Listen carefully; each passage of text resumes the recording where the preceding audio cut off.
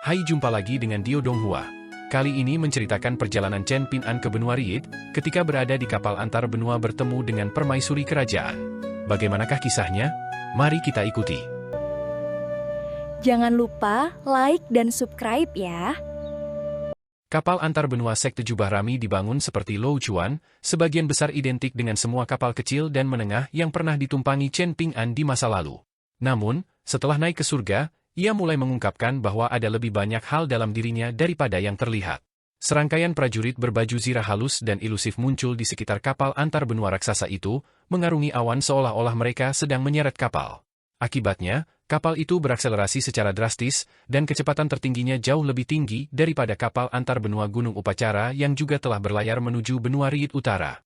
Chen Ping'an telah mengeluarkan pedang abadi dan labu pemelihara pedangnya sebelum meletakkannya di atas meja, dan setiap kali ia tidak berlatih teknik tinjunya, ia akan mengeluarkan potongan bambu dan memijatnya sambil memandangi pemandangan dari dek observasi.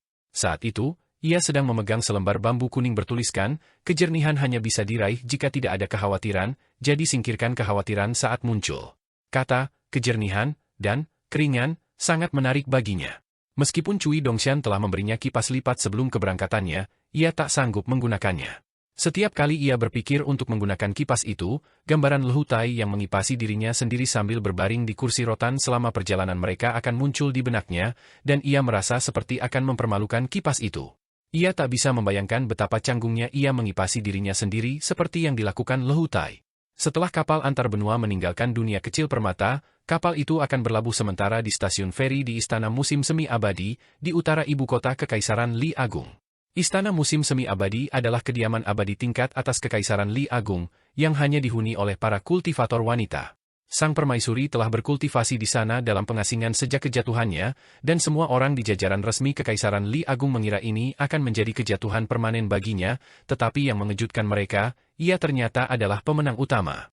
Salah satu putranya telah dinobatkan sebagai kaisar baru, sementara putranya yang lain telah diangkat menjadi penguasa feodal kota Naga Tua dan diberi hak untuk memerintah ibu kota sementara. Setelah wafatnya mendiang kaisar, ia telah dipenjara. Tetapi entah bagaimana, hasil terbaik tampaknya jatuh ke pangkuannya tanpa usaha apapun darinya. Tak heran jika orang-orang tidak sepenuhnya percaya pada anggapan bahwa seseorang menuai apa yang ia tabur. Tidak seperti Gu Ken dan Pei Qian, Chen Ping'an tidak suka menuliskan dendamnya. Jika terlalu banyak, ia tidak akan dapat mengingatnya dengan jelas, dan maknanya pun akan berkurang. Selama perjalanan panjang pertama Chen Ping'an, permaisuri Kekaisaran Li Agung begitu bertekad untuk membunuhnya sehingga ia mengirim sekelompok pembunuh bayaran papan atas Kekaisaran Li Agung untuk mengejarnya. Jika ia tidak kebetulan bertemu Aliang, ia pasti sudah lama mati. Tentu saja, ia punya alasan untuk melakukan ini. Putranya, Song Jixin, telah sangat menderita di tangan Chen Ping'an, karena selalu dicekik sampai mati olehnya pada malam hujan di gang Fas Tanah Liat. Setelah perjalanannya melalui tanah terberkati bunga teratai dan danau gulungan bambu, Chen Ping'an memiliki gambaran kasar tentang pola pikir dan motivasinya. Jelas, sang permaisuri sudah mulai merencanakan sejak ia berada di puncak kekuasaannya.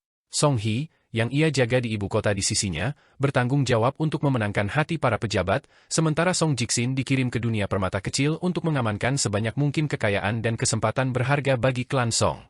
Jika Song Jixin tewas di dunia permata kecil, kemungkinan besar ia akan menitikan air mata untuknya, tetapi dalam catatan resmi, Song Jixin meninggal tak lama setelah lahir, dan namanya, Song Mu, telah dihapus dari silsilah klan Song, jadi menurutnya ia hanya akan mati untuk kedua kalinya. Namun, setidaknya, setengah dari jasa yang diperoleh Song Mu akan dikaitkan dengan ibunya, dan jasa Song Mu tentu saja akan dikaitkan dengan putranya yang lain, Song He. Ini adalah sesuatu yang bahkan sebagian besar pejabat tinggi Kekaisaran Li Agung mungkin tidak menyadarinya, tetapi itu tidak masalah selama mendiang Kaisar, Cui Chen, dan Song Changjing menerima pengaturan ini.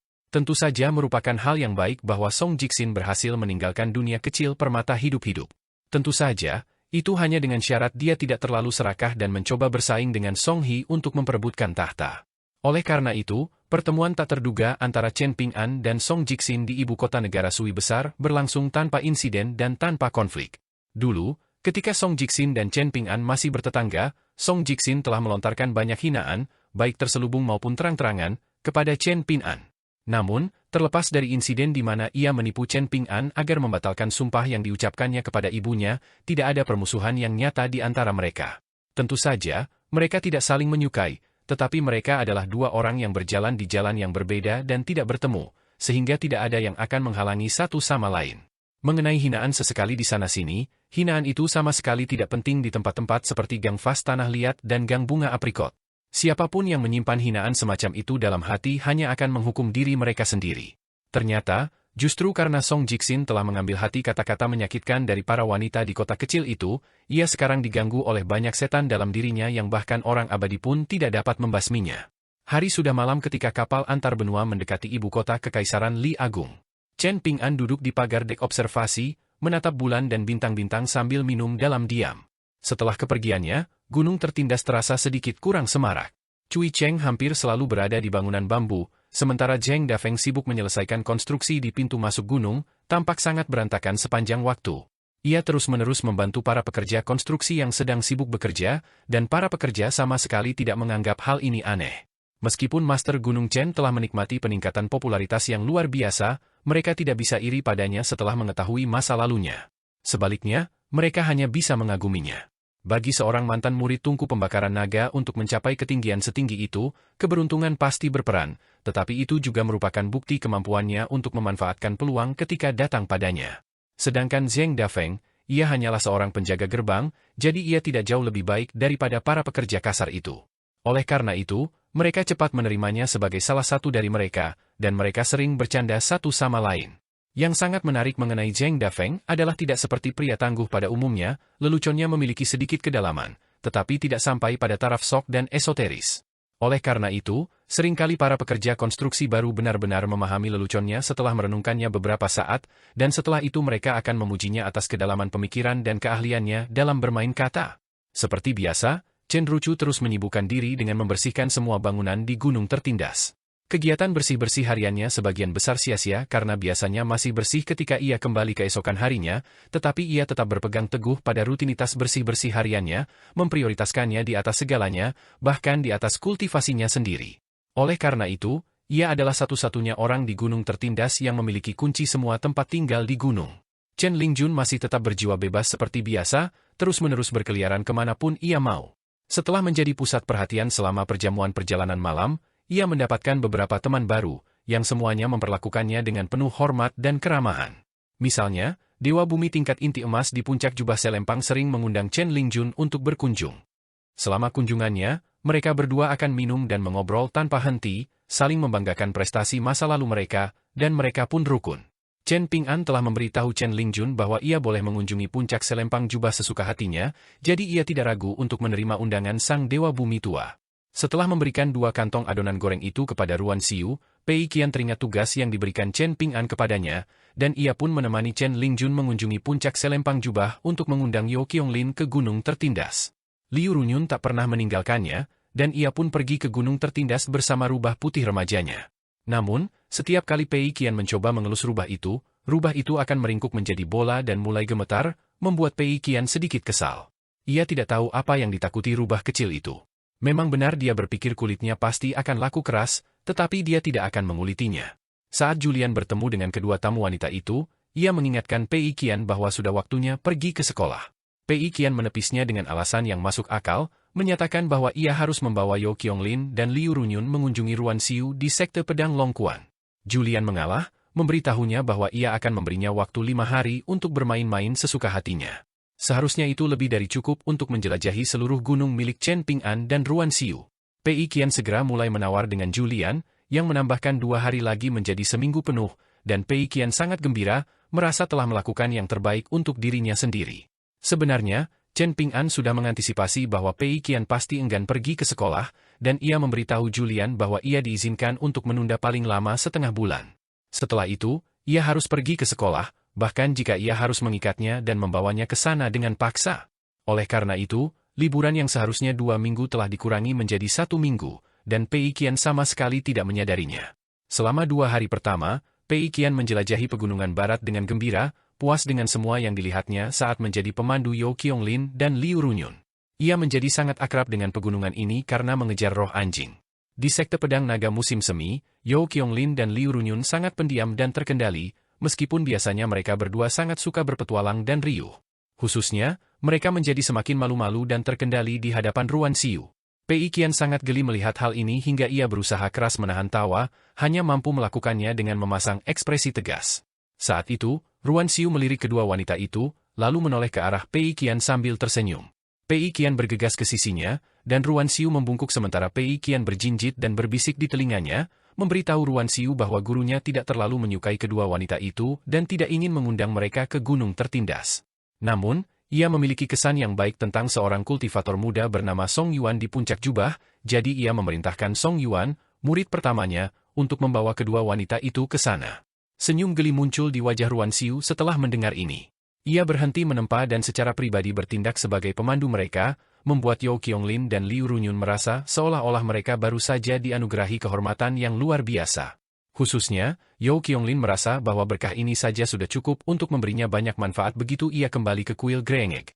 Namun, ia kemudian teringat fakta bahwa wanita ramah di sampingnya ini adalah putri tunggal dari orang bijak kehormatan terkemuka Kekaisaran Li Agung, dan ia memutuskan untuk bersikap lebih halus dalam pendekatannya ketika kembali ke kuil Grengek agar berkah tersebut tidak berubah menjadi sesuatu yang merugikan dirinya.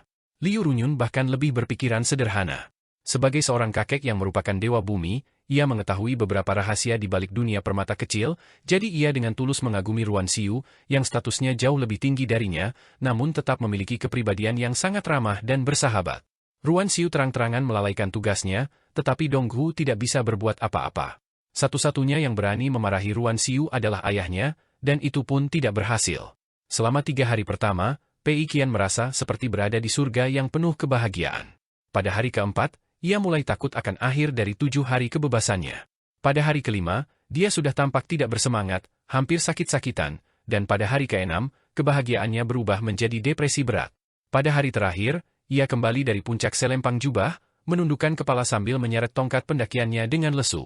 Zheng Dafeng menunjukkan keramahan yang jarang ditunjukkannya saat menyapa, tetapi ia hanya memberikan respons letih sebelum diam-diam mendaki gunung. Keesokan paginya, Pei Qian mengajukan diri untuk pergi ke sekolah sendirian, berjanji kepada Julian bahwa ia tidak akan tersesat. Julian setuju. Sebagai tanda ketulusannya, Pei Qian bergegas menuruni gunung, membuatnya tampak bersemangat untuk pergi ke sekolah.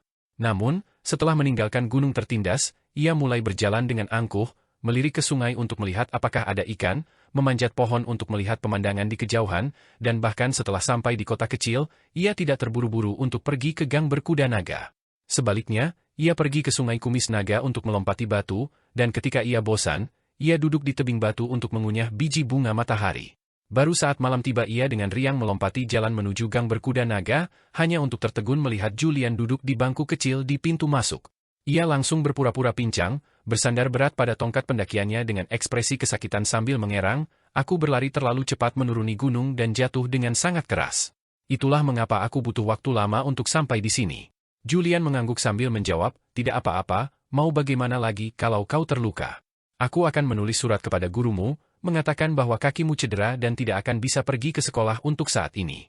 Pei Qian duduk di ambang pintu dengan lesu, dan kekesalannya semakin menjadi-jadi oleh suara Shiro yang frustasi mengetik sempoa di balik meja kasir.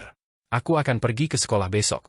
Sekalipun hujan deras, tak seorang pun akan menghentikanku pergi ke sekolah," seru Pei Qian dengan nada cemberut. Julian tersenyum dan bertanya, "Haruskah aku mengantarmu ke sekolah, atau kamu mau kakak Shiro ikut?" Pei Qian memikirkannya sejenak, lalu tersenyum dan berkata, "Aku akan pergi dengan kakak Shiro, mengingat kamu selalu sangat sibuk." Namun, Shiro punya rencana lain dan berkata, "Aku tidak ikut. Kamu bisa pergi dengan Julian saja." Pei Qian memutar bola matanya sambil mengutuk Shiro atas pengkhianatannya. Saat itu juga ia memutuskan untuk tidak pernah memberi Shiro biji bunga matahari lagi. Shiro menghela napas pelan. Bukannya ia terlalu malas untuk melakukan perjalanan singkat ke sekolah. Sebaliknya, ia sedikit takut. Ia sungguh tidak ingin bersekolah.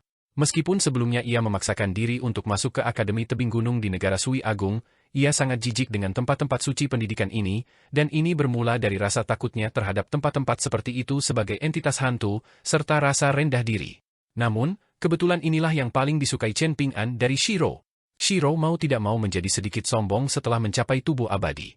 Oleh karena itu, pada awalnya, ia merasa Li Baoping, Li Huai, dan anak-anak lain di akademi terlalu naif dan tidak tahu diri.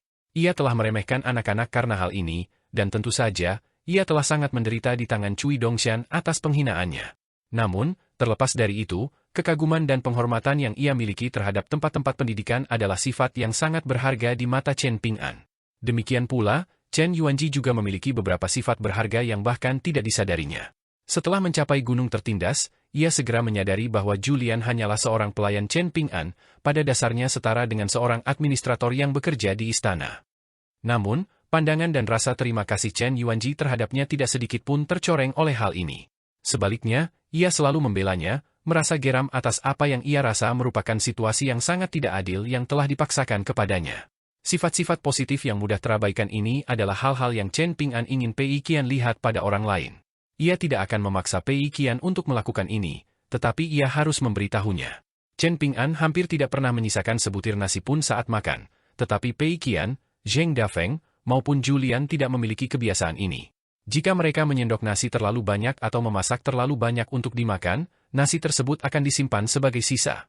Chen Ping'an tidak pernah mengkritik hal ini, dan jauh di lubuk hatinya, ia bahkan tidak merasa perlu mengubahnya. Ini memang masalah sepele, tetapi juga tidak terlalu sepele. Ini juga merupakan keutamaan Chen Ping'an yang tidak pernah ia anggap sebagai suatu keutamaan. Sifat-sifat inilah yang mungkin menjadi alasan mengapa Gu Ken dan Liu Xianyang merasa sangat nyaman berada di dekat Chen Ping'an, meskipun mereka jelas tahu bahwa Chen Ping'an adalah orang yang sangat keras kepala dan dogmatis. Orang-orang seperti Julian dan Zheng Dafeng dapat melihat dengan jelas sifat-sifat ini, tetapi mereka tidak pernah membicarakan hal-hal semacam itu. Sama seperti ketika membuat beberapa keputusan penting, meskipun jelas-jelas ia sedang berbuat baik kepada orang lain, ia selalu bersikeras untuk bertanya terlebih dahulu kepada penerima manfaat, entah itu Sui Youbian, Shiro, Pei Qian, atau siapapun. Ketenangan dan ketenangan seperti ini diajarkan di buku, dan bahkan bukan sesuatu yang Chen Ping'an pelajari dari orang lain. Sebaliknya, hal itu muncul begitu saja secara alami dalam dirinya melalui didikan dan semua kesulitan yang ia alami. Pada akhirnya, Julian tetaplah yang harus menemani Pei Qian ke sekolah. Pagi-pagi sekali, Pei Qian menyilangkan tangannya dengan ekspresi kaku, menatap kosong barang-barang berharganya yang tertata di mejanya. Selain rak buku bambu yang sudah digendongnya di punggung, ia tidak diperbolehkan membawa barang-barang apapun di atas meja, termasuk tongkat pendakiannya, jimat kertas kuningnya, serta pedang dan golok bambunya. Tiba-tiba, gagasan untuk pergi ke sekolah terasa semakin menjijikan. Pei Qian menghela napas sedih, lalu bangkit dan membuka pintu. Saat itu, ia merasakan beban dunia di pundaknya. Namun, ia diam-diam menyimpan sekantong biji bunga matahari. Tentu saja, ia tidak berani memakannya selama pelajaran. Jika pihak sekolah melaporkan kenakalannya kepada gunung tertindas, maka mustahil gurunya akan memihaknya, terutama mengingat ia jelas-jelas bersalah dalam situasi seperti itu. Namun, pasti akan ada waktu luang, dan ia akan menemukan tempat terpencil untuk memakan biji bunga mataharinya sendiri. Dalam perjalanan ke sekolah, Pei Qian menyusuri jalanan dan ganggang dalam keheningan yang muram. Tiba-tiba, ia melihat seekor angsa putih, dan bahkan sebelum ia sempat berbuat apa-apa, angsa itu sudah lari ketakutan. Hal ini sedikit memperbaiki suasana hatinya. Meskipun ia hendak meninggalkan dunia kultivasi, masih ada beberapa makhluk tangguh yang menyadari betapa menakutkannya ia. Julian menemani Pei Qian ke pintu masuk sekolah, lalu berkata, berdebat boleh saja, tapi cobalah untuk menghindari perkelahian. Aku bahkan tidak akan berdebat, aku hanya akan berpura-pura tuli dan bisu.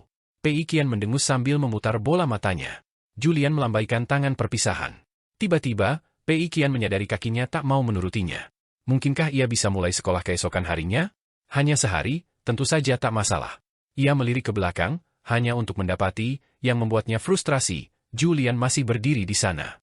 Berapa banyak waktu luang yang dimiliki koki tua ini? Bukankah ia harus kembali ke gunung tertindas untuk memasak? Sudah ada seorang guru muda di sekolah yang menunggu Pei Qian dengan senyum di wajahnya. Chen Ping'an telah memberitahu pihak sekolah tentang penerimaan Pei Qian, dan dua guru senior dari klan Chen Dragon Tail Creek merasa ini adalah masalah penting, jadi mereka mengirim surat kembali ke klan mereka.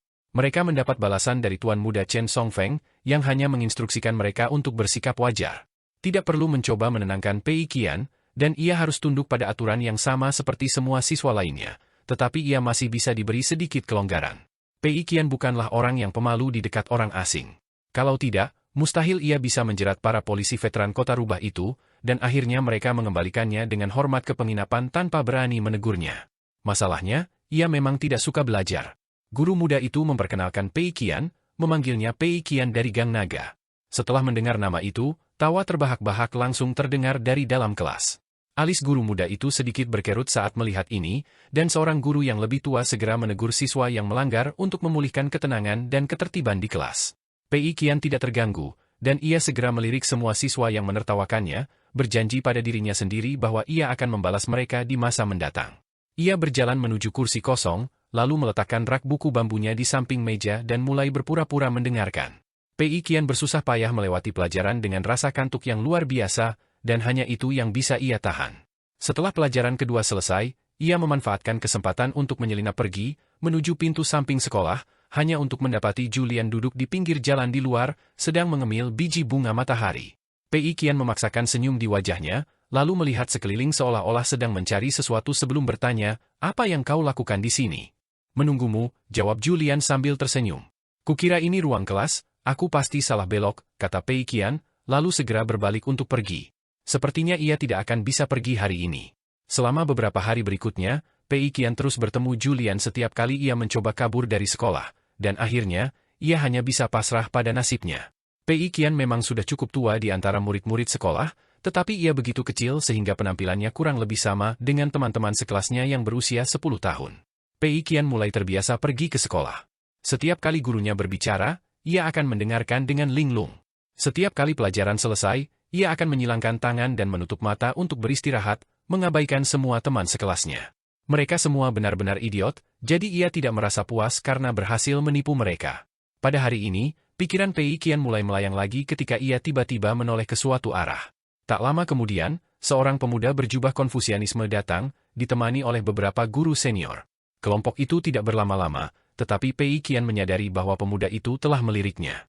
Hari itu, saat senja, Pei Qian menolak ajakan dua teman sekelas perempuannya, lalu bergegas kembali ke gang berkuda naga sendirian dengan rak buku bambu di punggungnya.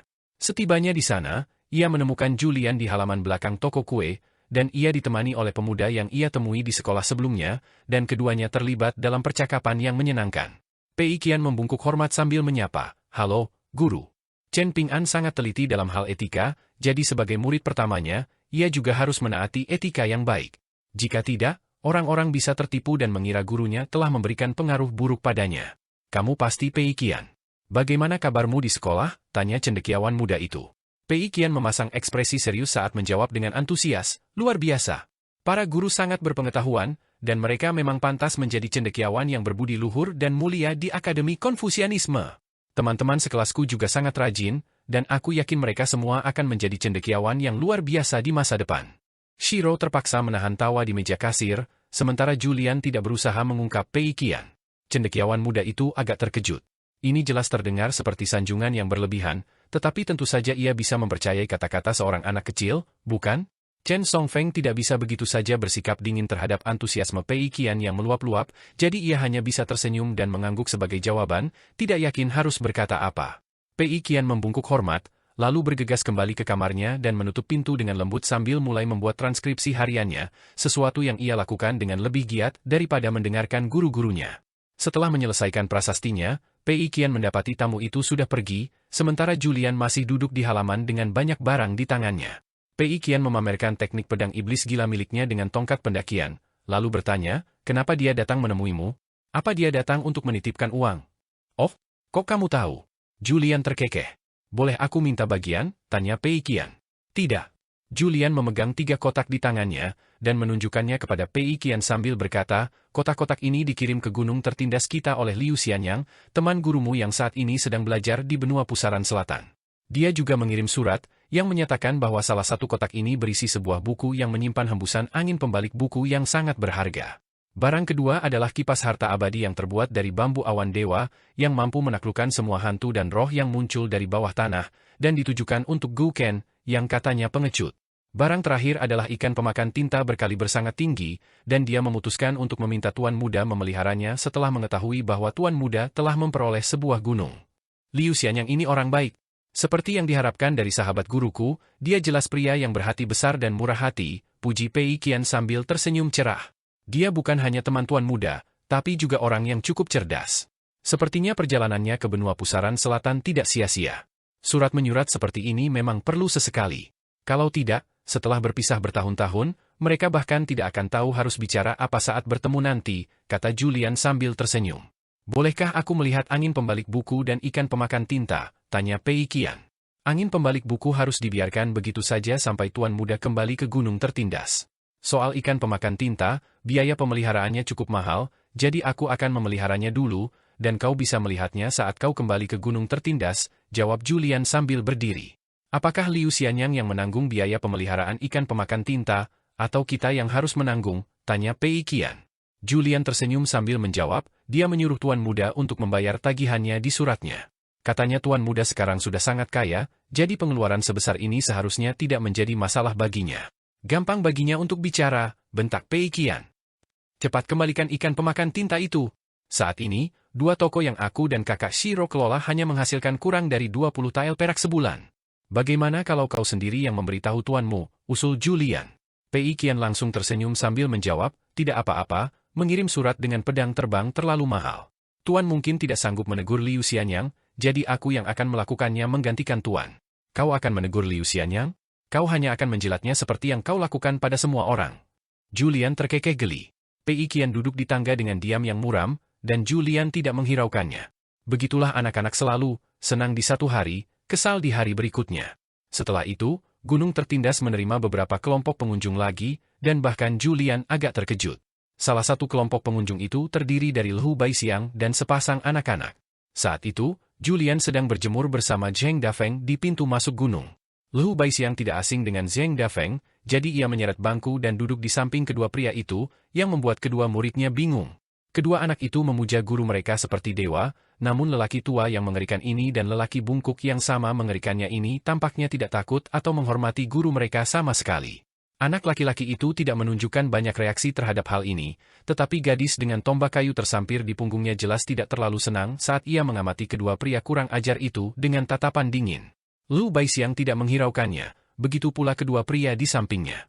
Ternyata, Lehu Baixiang telah melakukan perjalanan ke selatan wilayah tengah benua Vial Harta Karun Timur, dan ia telah membawa sekelompok bandit di bawah sayapnya, yang semuanya sebelumnya adalah prajurit elit dari negara cabang paling selatan Kekaisaran Vermilion Bercahaya. Di bawah kepemimpinan Lehu Baixiang, mereka telah mengambil alih sebuah gunung, sarang tersembunyi dari sekte iblis yang telah mengisolasi diri dari dunia dan memiliki kekayaan yang cukup besar.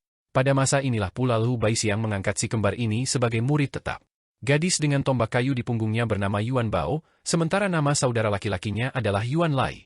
Ia memiliki kepribadian yang hangat dan baik hati, dan ia memiliki bakat bela diri yang luar biasa, tetapi kepribadiannya jauh lebih rendah daripada saudara perempuannya dalam hal kecocokan sebagai seniman bela diri.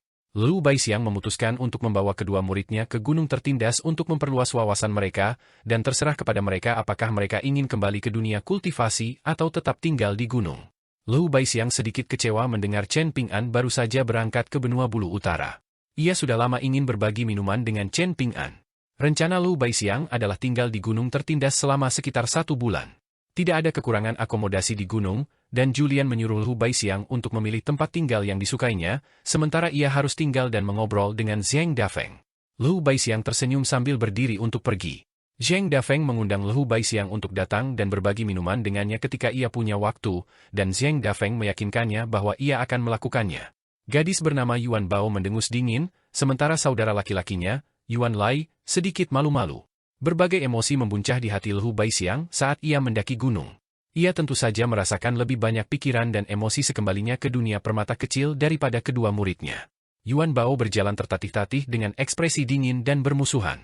Yuan Lai selalu sangat takut pada adiknya, dan ia bahkan tidak berani berjalan di sampingnya. Sebaliknya, Lehu Baixiang memimpin jalan, dengan Yuan Bao membuntuti di belakangnya, sementara Yuan Lai berada di belakang. Lehu Baixiang terus berjalan sambil tersenyum dan berkata, nama lelaki tua itu Julian. Saat ini, ia adalah seorang seniman bela diri tingkat penjelajahan jauh. Yuan Bao merasa ia pasti salah dengar. Sedangkan pria bungkuk yang melirikmu itu, namanya Zheng Dafeng. Ketika aku bertemu dengannya di kota Naga Tua, ia adalah seorang seniman bela diri tingkat puncak gunung, dan ia hanya selangkah, bahkan mungkin hanya setengah langkah lagi untuk mencapai tingkat ke-10, lanjut Lehu Baixiang. Yuan Bao mengerucutkan bibirnya erat-erat. Aku tidak mengatakan ini untuk mengatakan bahwa kau harus takut pada mereka, dan aku sama sekali tidak merasa rendah diri dibandingkan dengan mereka. Aku sangat yakin bahwa aku akan mencapai puncak dao bela diri suatu hari nanti. Aku hanya ingin memberitahumu bahwa ada banyak orang kuat di dunia ini, jadi jika kau ingin bisa lolos hanya dengan bicara, maka kau harus bisa membuktikannya. Kalau tidak, kau hanya akan jadi bahan tertawaan. Aku tidak peduli jika kau mempermalukan diri sendiri, dan kau bahkan bisa mempermalukanku di sana-sini, tetapi jika kau melakukannya terlalu sering, aku akan mengajarimu bagaimana caranya kau di dunia ini. Wajah Yuan Bao penuh tekad saat ia berkata, yakinlah, guru, suatu hari nanti, aku pasti akan meyakinkanmu bahwa kau telah membuat keputusan yang tepat untuk menaungiku. Yuan Lai terpaksa menahan senyum geli. Adiknya selalu sangat kompetitif sejak usia sangat muda. Tiba-tiba, Lehu Baixiang berbalik menatap Yuan Bao, memberikan tekanan yang luar biasa padanya sambil berkata, aku bisa menoleransi apapun, tapi ingat ini, dan ingatlah baik-baik, jika kau bertemu seseorang bernama Chen Ping'an di masa depan, pastikan untuk memperlakukannya dengan hormat dan sopan. Sekilas keringat tipis muncul di dahi Yuan Bao saat ia mengangguk dan menjawab, baik, guru. Dengan itu, ketiga orang Lehu Baixiang menetap di gunung tertindas. Karena ketidakhadiran sang guru gunung, pencantuman Yuan Bao dan Yuan Lai dalam catatan silsilah terpaksa ditunda. Lehu Baixiang memperlakukan masalah ini dengan cara yang sama seperti Julian, menandai kedua muridnya sebagai murid gunung tertindas. Setelah itu, 3 orang guru dan murid lainnya tiba di gunung tertindas. Mereka adalah pendeta Tao Tua yang buta, pemuda lumpuh dengan panji di bahunya, dan gadis berwajah bulat dengan julukan Jiuer kecil. Namun, mereka bertiga telah mengunjungi toko kue di Gang Naga sebelum diantar ke gunung tertindas oleh Pei Qian. Dalam hati, pendeta Tao Tua yang buta itu merasa agak gelisah, dan ia merasa perjalanan ke sana sia-sia setelah mengetahui bahwa Chen Ping'an tidak ada di gunung. Namun, setelah berbicara dengan Julian, ia merasa jauh lebih tenang, dan masa depannya terasa terjamin. Saat ini, ia masih belum menjadi tetua kehormatan gunung tertindas. Sebaliknya, ia hanya dianggap sebagai tetua tamu yang menerima gaji, dan ia akan tinggal di toko Burklover di Gang Naga tertindas. Sedangkan untuk murid-muridnya, mereka baru akan menerima status tetua tamu setelah mencapai 5 tingkat menengah, tetapi sebelum itu, gunung tertindas akan memberi mereka dukungan keuangan, yang memungkinkan mereka mengambil pinjaman dalam jumlah yang wajar. Itu merupakan transaksi bisnis sekaligus bantuan. Bahkan seorang tua buta seperti dia dapat melihat jalan mulia di depan dirinya dan muridnya, dan dia merasa seperti orang bahagia yang baru saja meminum semangkuk besar anggur yang menyegarkan di hari musim panas yang terik. Bahkan saat meninggalkan gunung tertindas, ia merasa seperti berada di awan 9. Meskipun telah berusaha sekuat tenaga untuk membujuk, Julian bersikeras untuk mengantar mereka sampai ke pintu masuk gunung. Dari sana, Pei Qian menjadi pemandu mereka kembali ke gang berkuda naga. Ia sama sekali tidak merasa perjalanan ini berat, dan ia juga sempat bertemu kembali dengan bayi kecil untuk mengobrol. Saat ia pergi, ia menoleh untuk melirik Julian, hanya untuk menyadari bahwa ia perlahan-lahan mendaki gunung dengan tangan terlipat di belakang punggungnya. Ia menggaruk kepalanya dengan ekspresi bingung. Seorang pemuda dengan raut wajah yang samar telah muncul di puncak gedung tinggi di hati Julian. Tanah terberkati bunga teratai, ibu kota negara Taman Selatan. Seorang anak laki-laki jangkung berkulit putih sedang berjalan di sebuah gang di tengah hujan, memegang payung kertas minyak tua di atas kepalanya. Ia akan mengunjungi gurunya, guru kekaisaran Zhongqiu, untuk meminjam beberapa buku untuk dibaca, buku-buku yang merupakan salinan unik yang tidak dapat ditemukan di tempat lain di dunia kecil ini. Zhongqiu telah berterus terang kepadanya dan mengatakan kepadanya bahwa takdirlah yang menentukan apakah ia akan mampu mengamankan salah satu dari 3 posisi teratas dalam ujian kekaisaran. Lagi pula, ia masih terlalu muda, dan baik kaisar maupun istana kekaisaran masih ragu. Namun, ia setidaknya harus mampu mengamankan peringkat tinggi di luar 3 besar. Oleh karena itu, ia tidak lagi mendedikasikan seluruh waktu dan tenaganya untuk mempersiapkan ujian kekaisaran. Sebaliknya, ia mulai membaca banyak buku kuno dari berbagai macam subjek. Zhongqiu telah memberi anak laki-laki itu izin untuk mengakses bagian dari koleksi pribadinya itu setelah berbicara kepadanya tentang peluangnya dalam ujian kekaisaran yang akan datang. Tepat pada saat ini, seorang kenalan yang sudah bertahun-tahun tak dilihatnya melangkah masuk ke gang. Dia sangat tampan, dan ada senyum di wajahnya saat menatap pemuda itu. Dia menggenggam satu tangan di belakang punggungnya sambil mengipasi dirinya dengan kipas lipat di tangan lainnya. Itu adalah Lehu Tai, tuan muda Lehu yang sangat tersohor dari tanah terberkati bunga teratai. Senyum cerah muncul di wajah pemuda itu saat ia bergegas menghampiri Lehu Tai. Selama bertahun-tahun, Zhongqiu selalu menunjukkan rasa khawatir yang besar saat Lehu Tai sesekali dibicarakan dalam percakapan. Dia tak pernah terlihat lagi sejak meninggalkan ibu kota, dan bagi Zhongqiu, mereka memiliki hubungan yang sangat rumit, di mana mereka bukanlah teman maupun musuh, tetapi bisa juga dikatakan bahwa mereka adalah teman sekaligus musuh. Namun, bagi anak laki-laki itu, Lehu Tai adalah sosok yang sangat penting yang ia kagumi dan hormati. Sudah 10 tahun sejak terakhir kali kita bertemu, kan, Qinglang kecil? Lehu Tai merenung. Cao Qinglang menurunkan payungnya sambil membungkuk hormat kepada Lehu Tai, lalu mengangkat payungnya ke atas kepala Lu Tai sambil tersenyum dan berkata, "Saya telah mendengar banyak cerita tentang prestasi Anda di dunia kultivasi selama bertahun-tahun, Tuan Lehu. Memang, Lu Tai telah mencapai beberapa prestasi yang menakjubkan selama dekade terakhir. Lu Tai telah menyatukan seluruh ortodoksi iblis, dan murid-muridnya telah menjadi kultivator iblis yang maha kuasa, jenderal perbatasan yang ternama, atau guru kekaisaran.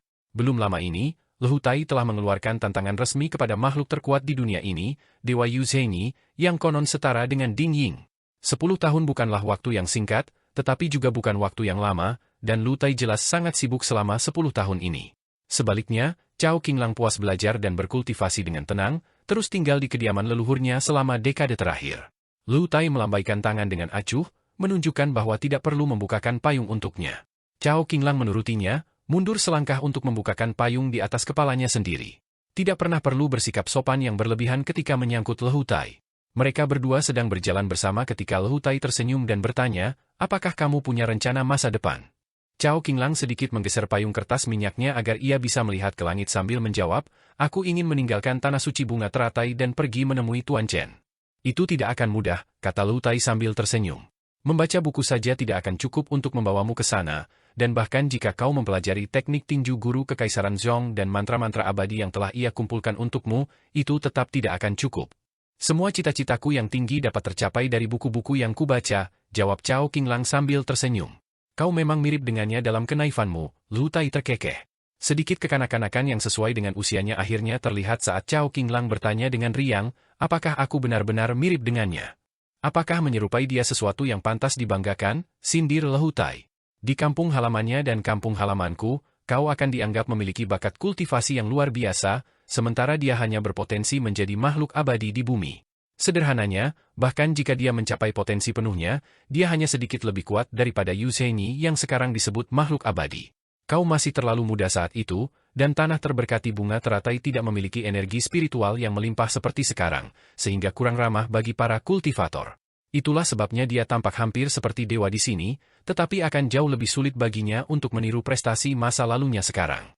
Cao Qinglang menggelengkan kepalanya sambil menunjuk ke titik tertinggi di langit, matanya berbinar-binar penuh kegembiraan dan rasa hormat saat ia menyatakan, "Dalam hatiku, Tuan Chen berdiri melampaui langit."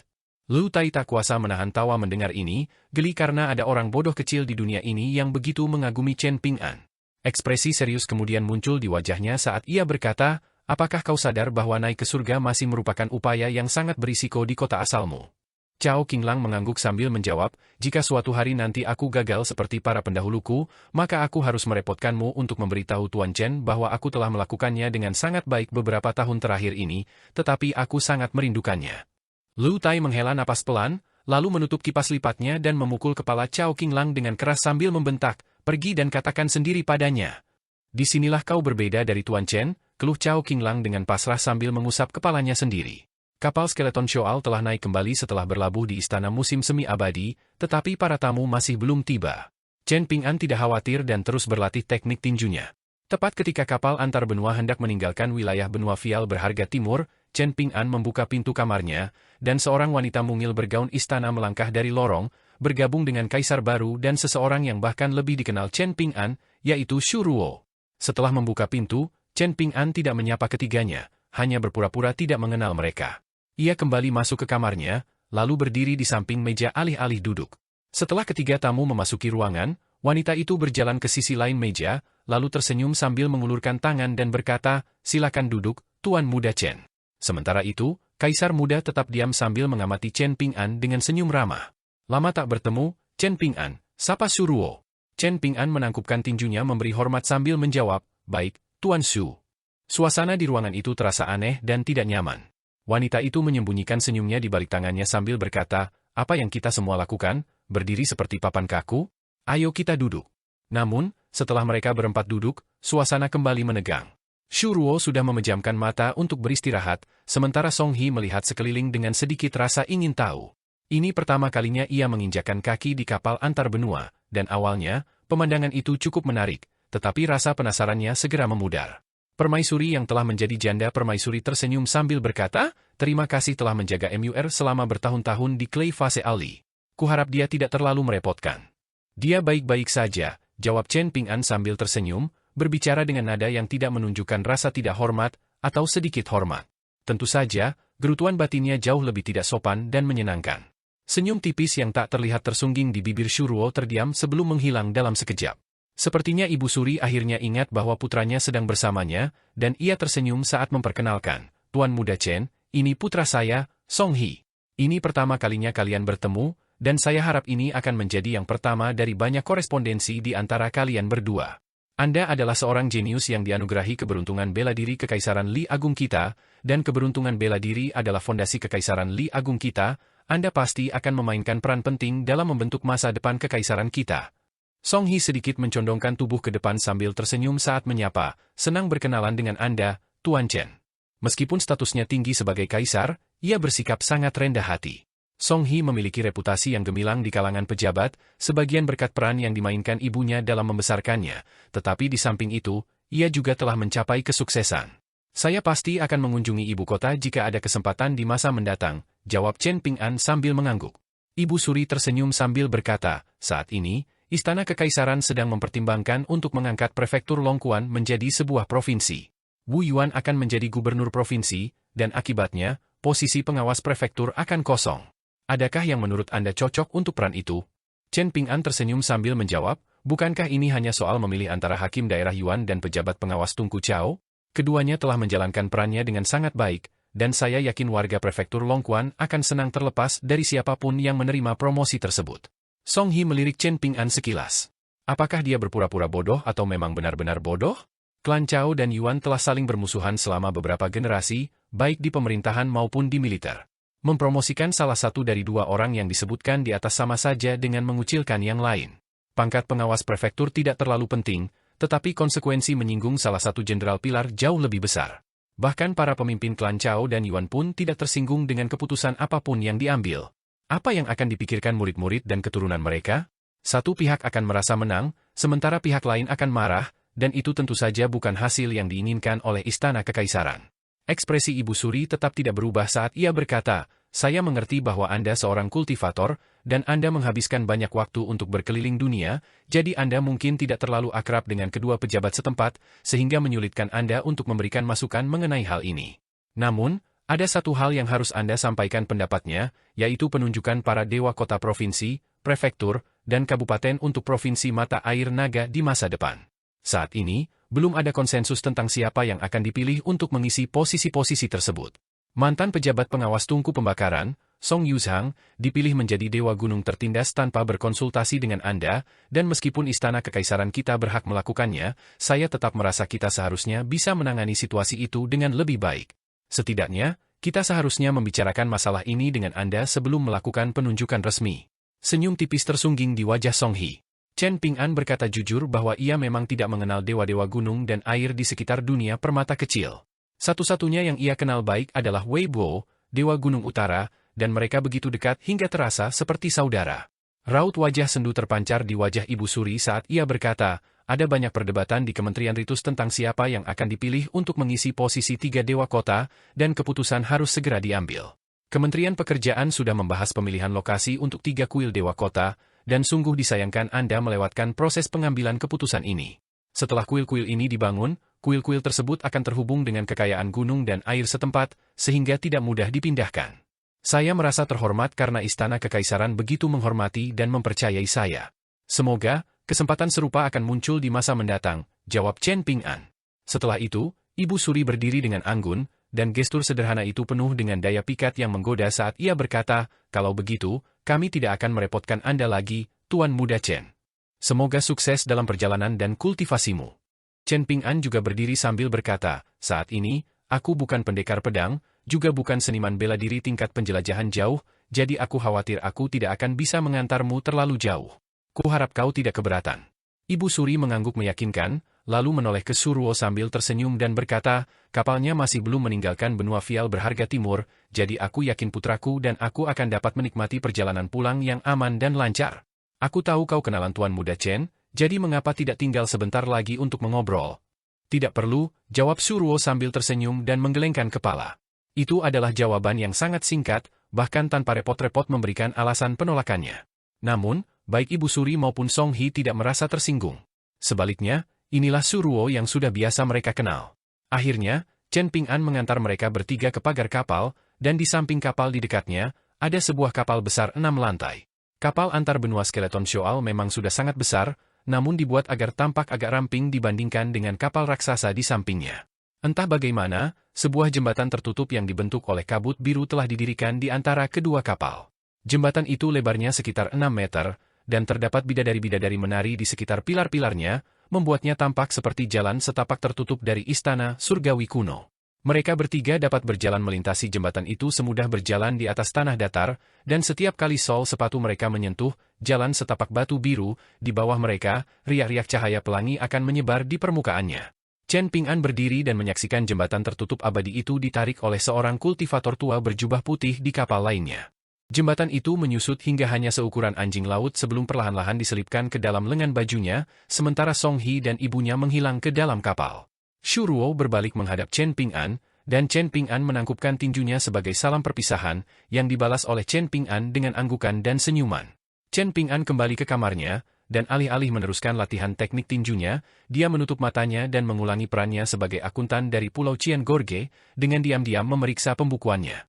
Beberapa hal tampak sangat sepele, tetapi tidak mudah untuk diselidiki karena akan menimbulkan kekhawatiran, sehingga memberikan alasan untuk berhati-hati bagi pihak lain yang terlibat. Namun, Chen Ping'an dapat dengan mudah bertanya kepada Cui Dongshan tentang beberapa hal yang jauh lebih penting, bahkan jika itu menyangkut rahasia para petinggi klan Song. Namun, bahkan setelah merenung dengan saksama, ia memutuskan bahwa tidak ada yang bisa ia lakukan selain menunggu. Dengan pemikiran itu, ia membuka matanya dan mulai mengetuk-ngetukkan jari-jarinya ke labu pemelihara pedangnya dengan linglung. Sebenarnya, Song He dan ibunya tidak perlu melakukan perjalanan ini dan mengambil inisiatif untuk mencoba menenangkannya. Mungkin di mata Ibu Suri, demi mengejar keuntungan terbesar, perbedaan masa lalu mereka sepenuhnya sepele mengingat perubahan drastis dalam keadaan. Sebagai contoh, jika membunuh Chen Ping'an membutuhkan 10 tael perak, tetapi memenangkan Chen Ping'an akan menghasilkan keuntungan 5 tael perak, maka totalnya adalah 15 tael perak. Tentu saja, ini bisa saja hanya upaya untuk mengelabui Chen Ping'an. Lagi pula, jelas bahwa Ibu Suri adalah tipe orang yang akan menghabisi musuh manapun, sekecil apapun. Kalau tidak, ia tidak akan mengirim begitu banyak pembunuh bayaran papan atas untuk mengejar Chen Ping'an ketika ia masih seorang seniman bela diri tingkat 2. Demikian pula, ia juga bisa saja menyelidiki Chen Ping'an, mencoba melihat seperti apa dirinya dan mengukur sikapnya terhadap upaya pembunuhan yang dilakukan terhadapnya sebelum memutuskan apa yang harus dilakukan dengannya. Pikiran Chen Ping'an mulai melayang, dan ia memikirkan banyak hal. Entah mengapa, ia teringat sebuah adegan yang sangat ia irikan semasa kecil. Ia menyaksikan sekelompok anak seusianya bermain peran berkelompok di makam abadi. Ada yang bermain polisi dan perampok, ada pula yang bermain pasangan. Kebanyakan, anak laki-laki dari keluarga kaya berperan sebagai suami, sementara gadis-gadis kecil yang paling cantik berperan sebagai istri mereka, dan yang lainnya berperan sebagai pengurus dan pelayan. Rasanya sangat menyenangkan. Namun, jika dipikir-pikir kembali, pemandangan seperti itu tak lagi seindah yang dibayangkannya dulu. Sepertinya anak-anak itu telah mempelajari semua prinsip yang akan mereka terapkan seumur hidup mereka, bahkan saat itu. Chen Ping'an melepas labu pemelihara pedang dari pinggangnya, lalu menyesap anggur sambil berjalan menuju dek observasi. Hari sudah malam, dan kapal antar benua baru saja melewati gunung utara kuno milik Kekaisaran Li Agung. Gunung itu sangat curam dan berbahaya, persis seperti cara Kekaisaran Li Agung melakukan sesuatu. Bulan yang cerah menggantung tinggi di langit, dan Chen Ping'an menatap gunung dan bulan dari kejauhan. Karena gunung itu lebih dekat daripada bulan, orang-orang berasumsi bahwa gunung itu lebih besar daripada bulan. Namun, jika seseorang memiliki mata sebesar langit, mereka akan melihat bahwa gunung itu tampak kerdil di bawah bulan. Di dalam ruangan mewah dengan gaun tanah tercantik dari negeri pakaian warna-warni yang terhampar di lantai, Ibu Suri menuangkan secangkir teh untuk dirinya sendiri, lalu tiba-tiba mengerutkan kening. Kursinya agak terlalu tinggi, menyebabkan kedua kakinya terangkat dari tanah. Untungnya, kemampuan beradaptasi adalah keterampilan terbesarnya dalam hidup, dan ia mengangkat tumitnya lebih tinggi lagi, mengetukkan ujung kakinya dengan lembut ke gaun tanah sambil tersenyum dan bertanya, "Bagaimana menurutmu?" Dia tampak sangat keras kepala dan sulit didekati, jawab Song He setelah merenung sejenak. Ibu Suri menyesap teh, lalu menikmatinya sejenak, tetapi rasanya tidak semenarik teh musim semi dari istana musim semi abadi. Segalanya terasa mengerikan di tempat itu. Bahkan lebih sepi daripada istana Limbo, dipenuhi wanita-wanita yang bahkan tidak tahu bagaimana cara bergosip, dan sungguh membosankan berada di sana. Namun, teh adalah satu-satunya titik terang, dan satu-satunya sumber kenikmatannya selama periode yang melelahkan itu. Ia menyesap teh lagi, lalu mulai mengunyah daun teh. Di matanya, dari semua rasa di dunia, hanya rasa pahit sebagai dasarnya yang dapat perlahan berubah menjadi manis setelah dinikmati dalam waktu lama. Setelah menelan daun teh yang telah dikunyah hingga tuntas, ia berkata, "Bagaimana menurutmu seorang yatim piatu dari gang Fas Tanah Liat bisa bertahan sampai titik ini tanpa keberanian dan keteguhan hati?" Saat ini, ia baru berusia 21 tahun, namun ia telah mengumpulkan kekayaan yang sangat besar dari awal yang paling sederhana. Song Hee sebenarnya tidak terlalu peduli pada Chen Ping An, tetapi ibunya bersikeras untuk membawanya, jadi ia tidak punya pilihan selain pergi menemui Chen Ping An di kapal antar benua. Sejak kecil, Song Hee sangat menyadari betapa banyak kekayaan yang seharusnya dinikmati seseorang dan betapa banyak kesulitan yang harus dihadapi seseorang sebagai seorang kaisar. Baru setahun terakhir ini sejak pelantikannya, ia terpaksa menjalani serangkaian ritual dan upacara rumit yang tak terhitung jumlahnya. Syukurlah, ia telah menunjukkan kemahiran yang luar biasa dalam semua ini sehingga ia sama sekali tidak tampak seperti seorang kaisar yang baru dinobatkan. Ada beberapa orang tua di kalangan pejabat yang menentang suksesi tahtanya, dan mereka telah berusaha keras, mencoba mencari-cari kesalahan atau kekeliruannya yang dapat mereka tangkap, tetapi sia-sia. Song Hee tersenyum sambil berkata, "Jika aku berada di posisi yang sama dan diberi kesempatan yang sama, aku tidak akan berbuat lebih buruk darinya." "Benarkah itu yang kau pikirkan?" tanya Ibu Suri. Song Hee tersenyum dan mengangguk sebagai jawaban. Mata Ibu Suri sedikit menyipit saat ia meletakkan cangkir tehnya yang indah dan berkata, "Pikirkan baik-baik sebelum kau menjawabku." Song Hee buru-buru mengangkat tangannya tanda menyerah sambil menyeringai dan menjawab, "Tolong jangan marah padaku, Ibu, aku hanya mengatakan itu karena iri." Namun, Ibu Suri tidak kembali ke sikap memanjakannya yang biasa. Setiap kali mereka berdua, ia tidak pernah memperlakukan Song Hee seperti kaisar, dan saat itu, raut wajah tegas muncul di wajahnya saat ia membentak, "Akankah Qi Jingchun memilihmu? Akankah kau sanggup menanggung kesulitan yang sama seperti Chen Ping An?" "Tidak untuk kedua hal itu," jawab Song Hee sambil menggelengkan kepala. "Jika kau lebih rendah dari seseorang dalam suatu hal, akui saja. Tidak ada seorang pun yang lebih baik dari orang lain dalam segala hal di dunia ini." Ibu Suri melanjutkan dengan geram. "Kau dilahirkan dengan sendok perak di mulutmu, jadi tugasmu adalah memikirkan cara terbaik untuk memanfaatkannya. Banyak orang di dunia ini iri dengan posisimu, tetapi jangan lupa bahwa ini bukanlah peran yang mudah untuk dijalankan. Jangan berani-beraninya kau berpuas diri sedikit pun hanya karena kau sekarang menjadi kaisar. Izinkan aku jujur padamu di sini, jika kau kehilangan tahta karena kebodohanmu sendiri, dan Song mau mengambil alih peran kaisar, aku akan tetap menjadi janda permaisuri, tapi menurutmu kau akan jadi apa? Orang lain mungkin tidak tahu kebenarannya, atau mungkin mereka tidak berani mengungkapkannya meskipun mereka tahu, tapi apa kau pikir gurumu, Cui Chen, dan pamanmu, Song Changjing, akan lupa? Jika mereka ingin mengungkapkan kebenaran, menurutmu siapa di antara kita berdua yang bisa menghentikan mereka? Maafkan aku, Ibu. Seharusnya aku tidak membiarkan diriku menjadi begitu sombong, kata Song Hee dengan nada meminta maaf. Dulu, sikap Ibu Suri akan langsung melunak setelah permintaan maaf seperti itu, tetapi hari ini, kepatuhan putranya tampaknya justru membuatnya semakin marah. Ia membanting cangkir tehnya ke meja, menumpahkan teh kemana-mana sambil membentak dengan ekspresi dingin. "Bagaimana aku mendidik di masa lalu? Jauh di dalam istana, sangat sulit untuk melihat dunia luar, dan itulah sebabnya aku memohon kepada Yang Mulia untuk memanggil guru kekaisaran untuk mengajarmu secara langsung. Bukan hanya itu, aku akan menyelinapkanmu keluar dari istana untuk melihat ibu kota kapanpun ada kesempatan, dan aku melakukan itu agar kau bisa melihat bagaimana klan miskin menjadi terkenal, bagaimana klan kaya jatuh dari kekuasaan, bagaimana orang bodoh mampu bertahan hidup, dan bagaimana orang licik menemui ajalnya. Setiap orang memiliki cara hidup masing-masing yang memiliki kelebihan dan kekurangan yang unik, dan aku menunjukkan semua itu kepadamu agar kamu memahami kebenaran dan kompleksitas dunia ini. Apakah kamu masih ingat mengapa aku memukulmu untuk pertama kalinya dalam hidupmu? Kamu mendengar seorang rakyat jelata yang bodoh bercanda tentang bagaimana keluarga kekaisaran pasti membawa tongkat-tongkat emas, dan bahwa banyak piring besar berisi roti kukus pasti disajikan di setiap jamuan makan. Kamu merasa itu sangat lucu saat itu, tetapi apakah itu benar-benar lucu?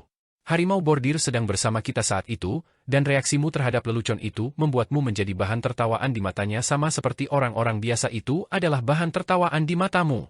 Apakah tahta dan jubah kekaisaran cukup untuk memberimu makan?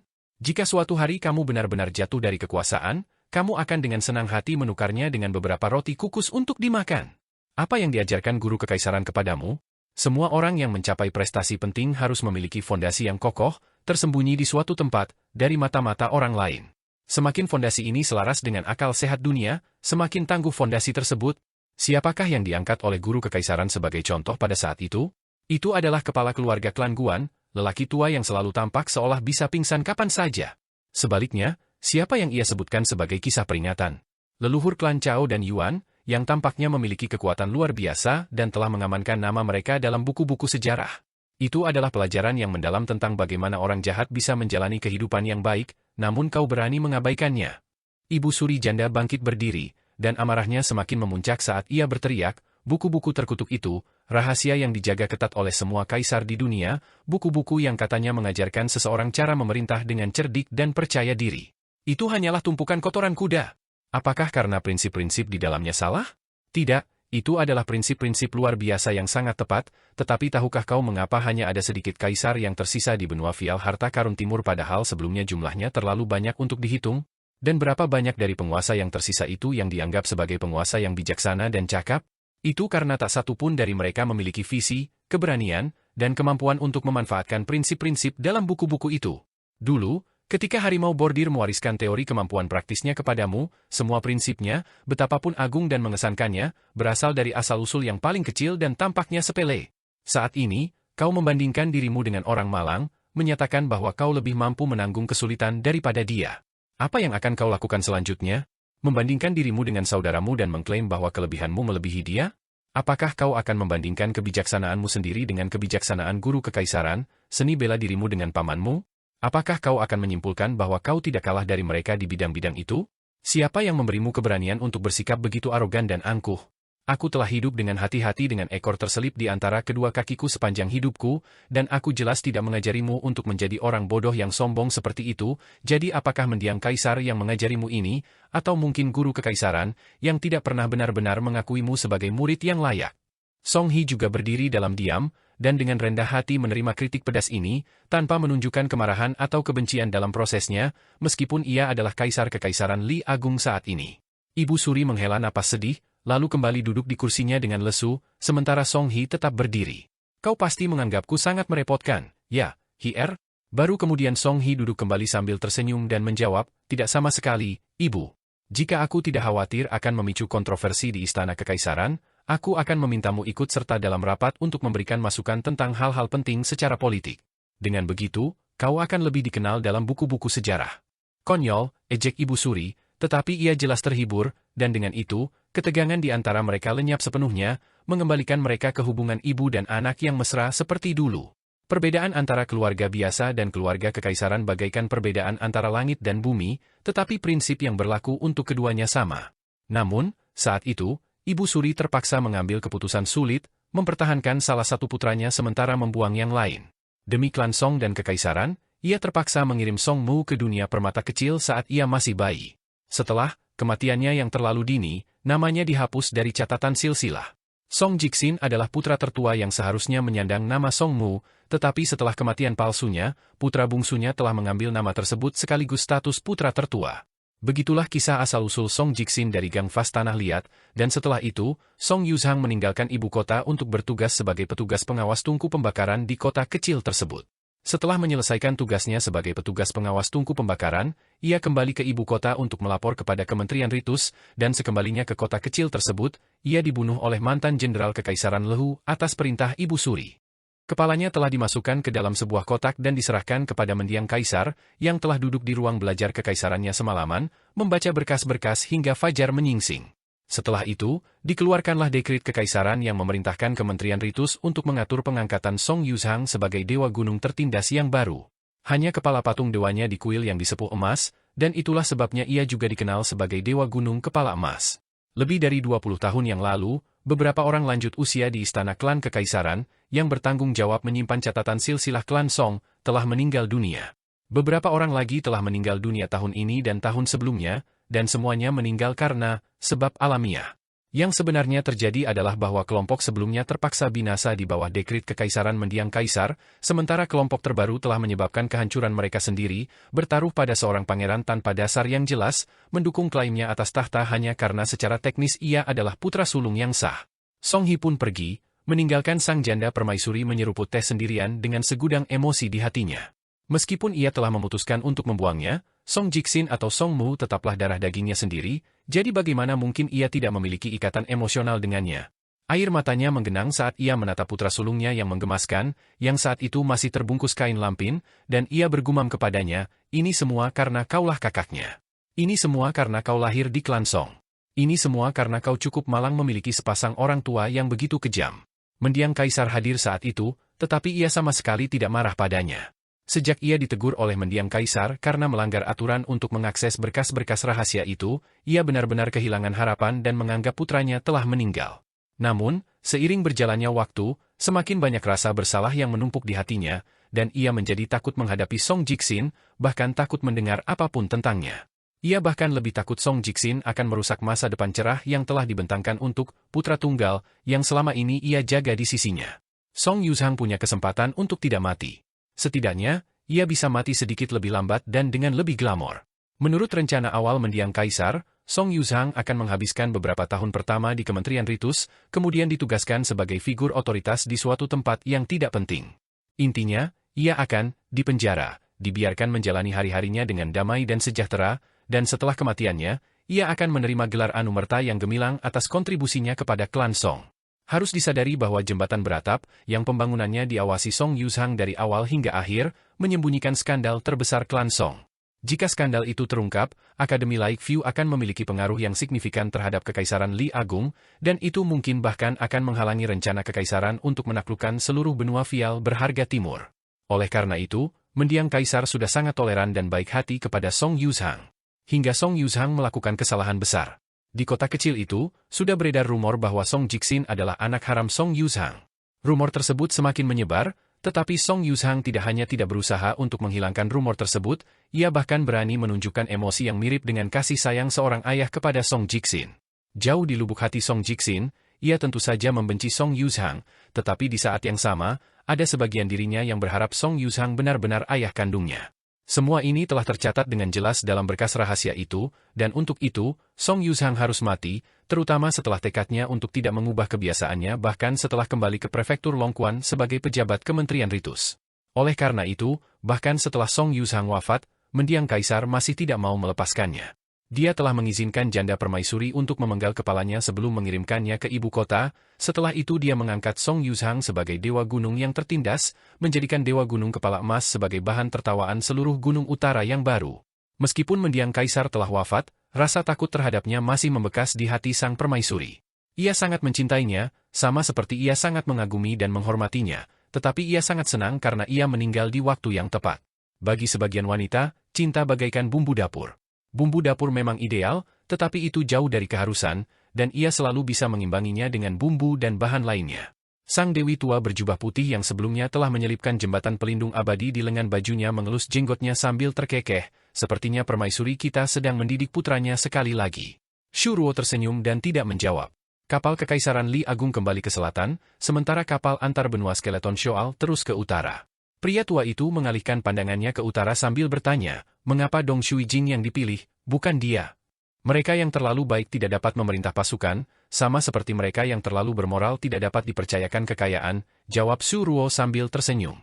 Pria tua itu mendengus sebagai tanggapan, tanpa berusaha menyembunyikan rasa jijiknya. Shu Ruo meletakkan tangannya di gagang pedang di belakangnya dengan santai dan rileks sambil mengalihkan pandangannya ke pemandangan di kejauhan. Saat itu, kapal itu sedang melewati serangkaian sungai yang menyebar seperti sungai. Pria tua itu adalah juru bicara cabang utama Mohist setelah memutuskan untuk mendukung Kekaisaran Li Agung di benua Fial berharga timur.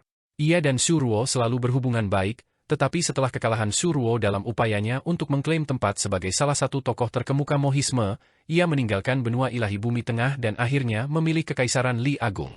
Cabang Mohist mereka telah bergabung dengan cabang sampingan klan Lou Naturalis pada saat itu, dan kedua cabang tersebut langsung bersatu, secara diam-diam membangun replika ibu kota giok putih yang menghujat yang mampu menjebak dan membunuh para kultivator tingkat abadi. Selain itu, kultivator naturalis itu bahkan memiliki lebih banyak tipu muslihat licik yang tersembunyi di balik lengan bajunya. Ia akan memaksa mendiang kaisar Kekaisaran Li Agung untuk melanggar aturan Konfusianisme dan berkultivasi hingga 5 tingkat tengah, dan begitu ia melakukannya, ia akan tetap memiliki kecerdasannya, tetapi diam-diam direduksi menjadi boneka. Lebih jauh lagi, basis kultivasinya akan lenyap, kembali menjadi manusia biasa. Oleh karena itu, bahkan jika Akademi Tebing Gunung di ibu kota Kekaisaran Li Agung atau Akademi Pemandangan Danau di wilayah tengah benua botol harta karun timur menyadari adanya urusan mencurigakan, tidak akan ada petunjuk yang bisa mereka ikuti. Hanya klan naturalis Lehu yang maha kuasa yang mampu menyusun dan melaksanakan rencana semacam itu. Bahkan, tukang kayu tua, Bermarga Luan pun sama sekali tidak mengetahui rencana tersebut meskipun ia dekat dengan mereka yang terlibat, dan itu sudah cukup menjadi bukti ketelitian kultivator klan Lehu tersebut, serta kelihayan mendiang Kaisar Kekaisaran Li Agung. Baik Akademi Tebing Gunung milik Cui Chen maupun Qi Jingchun hanya memilih klan Song setelah kedua cabang tersebut. Keduanya memang sudah saling bermusuhan, tetapi terpaksa bertetangga, dan sulit untuk mengatakan apa tujuan sebenarnya mereka masing-masing. Namun, kedatangan Aliang telah mengubah total keadaan Kekaisaran Li Agung dan seluruh benua Fial berharga timur. Setelah serangan pedang Aliang tersebut, ibu kota Giok Putih menjadi tidak berfungsi, dan formasi pedang di dalamnya tidak akan dapat diaktifkan selama beberapa dekade berikutnya. Akibatnya, klan Song benar-benar terpukul hebat. Namun, sisi baiknya adalah kepala cabang Lehu Chen, yang diam-diam datang ke dunia permata kecil. Tampaknya telah menyerah untuk menyerang Kekaisaran Li Agung, dan memilih untuk mengampuni replika ibu kota Giok Putih sebagai tindakan belas kasihan yang masih membingungkan banyak tokoh berpengaruh di posisi tinggi hingga saat ini. Saat Sekte Jubah Rami bersiap untuk turun, Chen Ping'an mengemasi barang-barangnya dan tiba di lantai pertama kapal. Pasukan prajurit berbaju zirah yang menyeret kapal adalah entitas yang sangat menarik yang tampaknya bukan entitas Yin murni. Sebaliknya, mereka adalah sesuatu di antara entitas Yin dan boneka jimat. Di bawahnya terbentang skeleton Shoal yang luas, dan itu bukanlah tempat terlarang yang dipenuhi ki hantu seperti yang dibayangkan Chen Ping'an. Malahan, terdapat beberapa tempat dengan awan berwarna-warni yang cerah, membuat tempat itu tampak seperti surga abadi. Skeleton Shoal sebagian besar terdiri dari dataran dan beting datar, dengan hanya sesekali gunung yang menghiasi lanskapnya. Di dalam wilayahnya terdapat sebuah sungai yang mengalir dari selatan ke utara, dan tidak seperti sungai-sungai berkelok yang biasa kita lihat, sungai ini mengalir selurus pedang, dan hampir tidak bercabang, seolah-olah telah dirancang dengan sangat cermat.